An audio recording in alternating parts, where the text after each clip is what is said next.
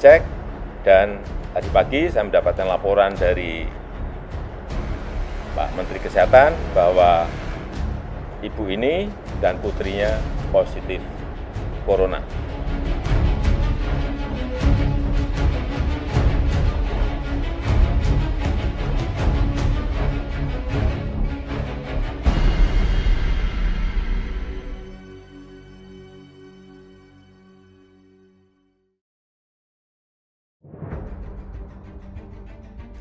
Wabah virus corona yang tersebar hampir di seluruh negara sudah menelan banyak korban.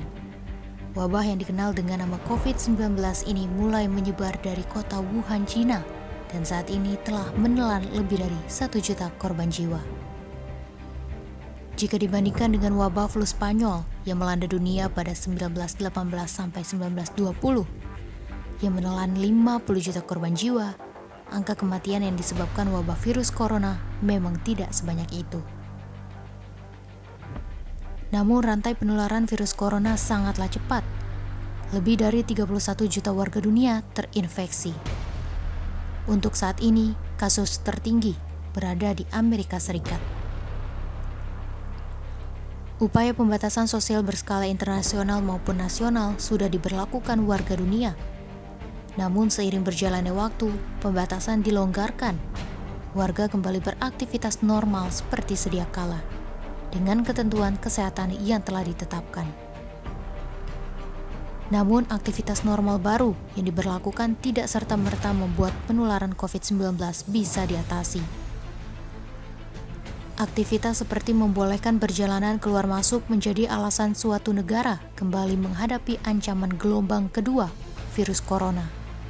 Bahkan ada wilayah yang hampir sebulan tak melaporkan kasus baru, baik transmisi lokal maupun imported case. Namun setelah relaksasi, infeksi COVID-19 justru muncul dan kembali mengancam warga. Lalu, bagaimana Indonesia menghadapi wabah virus corona? Sudah lebih dari 6 bulan Indonesia terjangkit oleh virus membahayakan ini. Laporan demi laporan tentang korban jiwa setiap hari kian meningkat. Berawal dari 2 Maret 2020, pemerintah mengumumkan kasus pertama di Indonesia dengan jumlah 2 pasien positif COVID-19. Dan tadi pagi saya mendapatkan laporan dari Pak Menteri Kesehatan bahwa ibu ini dan putrinya positif corona. Sebelumnya, sejak bulan Januari saat virus corona jenis baru ini diumumkan dapat menular antar manusia dan sudah menjajah di berbagai negara lain selain China, pemerintah Indonesia tidak lantas langsung menutup akses penerbangan dari dan ke Wuhan maupun negara lain. Pemerintah Indonesia merasa sudah cukup melakukan langkah-langkah antisipasi, antara lain menggunakan Health Alert Card atau Yellow Card, juga thermal scanner untuk mengecek suhu tubuh di atas 38,5 derajat Celcius di pintu masuk dan keluar bandara.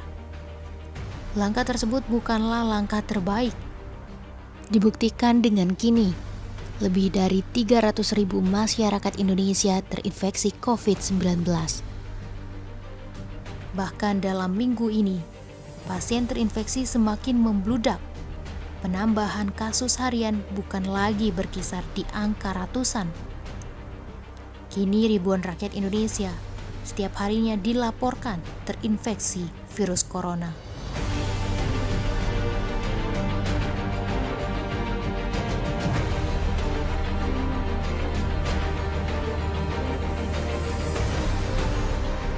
Awalnya Presiden Joko Widodo membentuk Komite Penanganan COVID-19 dan menunjuk Menteri BUMN Erick Thohir sebagai Ketua Pelaksanaan Tim Penanganan Pandemi Virus Corona dan Pemulihan Ekonomi Nasional.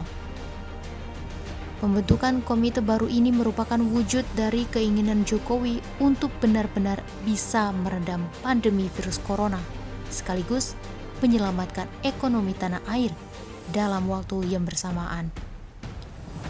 Masalahnya, apakah komite ini efektif dalam mewujudkan keinginan Jokowi? Di tengah penanganan yang dilakukan oleh pemerintah serta tim satuan gugus tugas COVID-19, nampaknya kasus harian di Indonesia semakin hari kian menjadi. Bahkan setelah sebelumnya Jakarta menerapkan PSBB transisi tahap pertama, Jakarta terpaksa melakukan rem darurat, yakni pembatasan sosial berskala besar untuk meminimalisir penularan. Jadi, salah satu mekanisme yang dimiliki dalam masa transisi ini adalah mekanisme yang biasa disebut sebagai kebijakan rem darurat atau emergency brake policy. Kita sedang transisi, bila ternyata kondisinya mengkhawatirkan, direm, dihentikan semuanya. Mengapa hal ini bisa terjadi? Padahal pemerintah seakan sudah melakukan segala cara untuk menanggulangi penyebaran virus corona. Dilansir dari Worldometers, Indonesia menduduki posisi 50 teratas dunia, mengalahkan China yang merupakan negara dengan kasus positif virus corona pertama. Apa yang menyebabkan Indonesia bisa memiliki jumlah kasus yang begitu tinggi hanya dalam kurun waktu 6 bulan? Ahli epidemiologi Universitas Indonesia, Pandu Riono, menilai bahwa pemerintah sudah menetapkan kebijakan yang benar. Sudah tidak ada yang salah dari kebijakan pemerintah saat ini.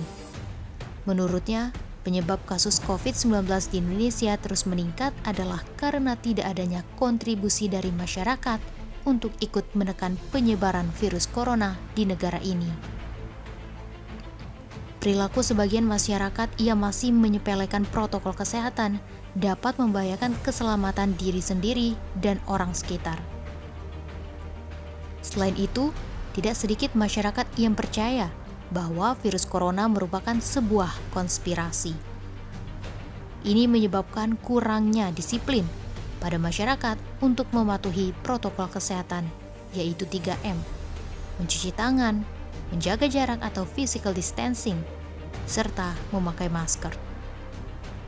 Kami juga melihat tren berita bahwa ada berita yang mengatakan terjadinya konspirasi anti-COVID yang belum tervalidasi dan tidak berbasis pada data ilmiah yang sayangnya masih dipercaya oleh masyarakat.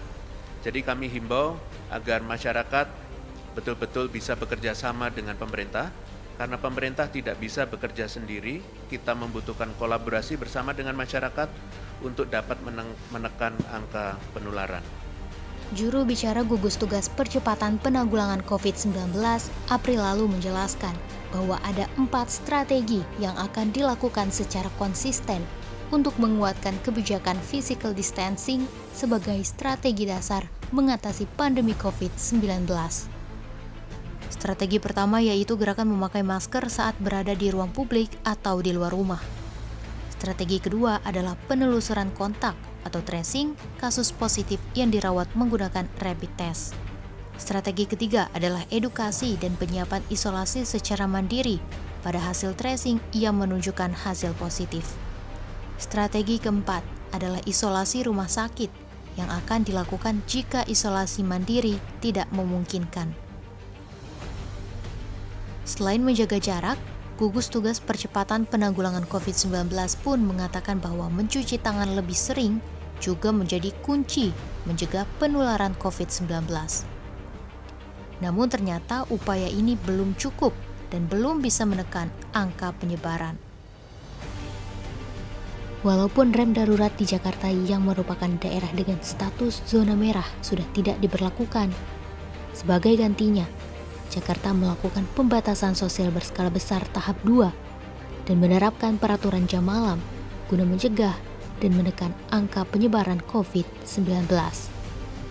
Peraturan ini bukan hanya diterapkan di Jakarta saja. Beberapa daerah di Indonesia juga memberlakukan peraturan jam malam dan penutupan beberapa tempat hiburan untuk meminimalisir keramaian.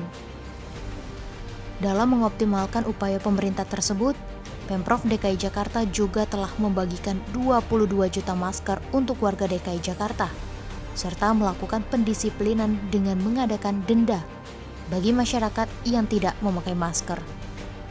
Berbagai upaya yang telah dilakukan pemerintah sebenarnya sangat butuh campur tangan masyarakat agar tidak menjadi hal yang sia-sia dalam mengatasi penyebaran COVID-19 di Indonesia.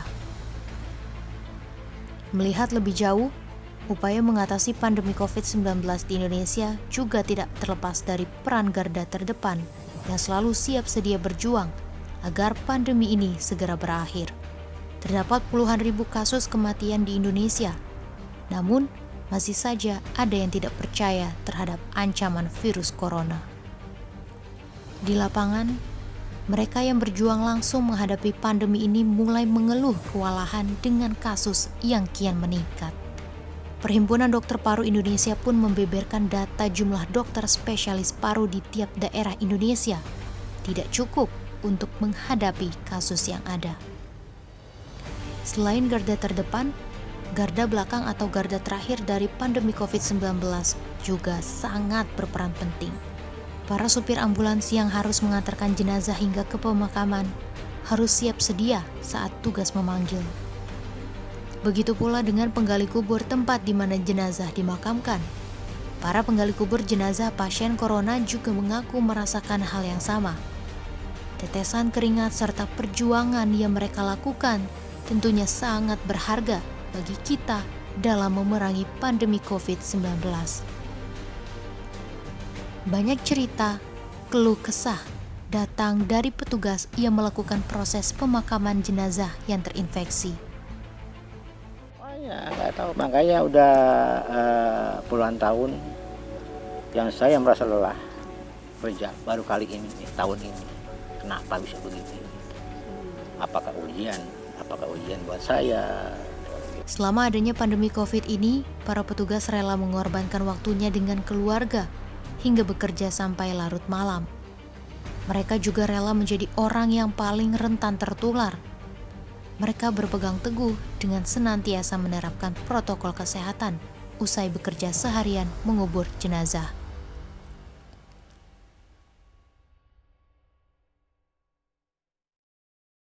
Sudahkah kita berkaca dengan mereka?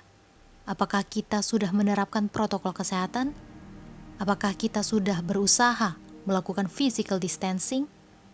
Apa peran kita untuk memerangi pandemi ini? Jawabannya, hanya kita yang tahu. Jawabannya, hanya kita yang mampu melakukan. Pemerintah Indonesia memang tidak seperti pemerintah Vietnam yang terbilang sukses mengatasi pandemi karena sudah sigap dari mulai kasus pertama ditemukan. Vietnam langsung melakukan berbagai tes pada rakyatnya dan terus-menerus memberitakan mengenai bahaya COVID-19. Dalam 1 bulan terakhir, Vietnam hanya mencatat 42 kasus baru. Vietnam dengan penduduk lebih dari 95 juta orang, sejauh ini kasus kematiannya jauh di bawah dari Indonesia.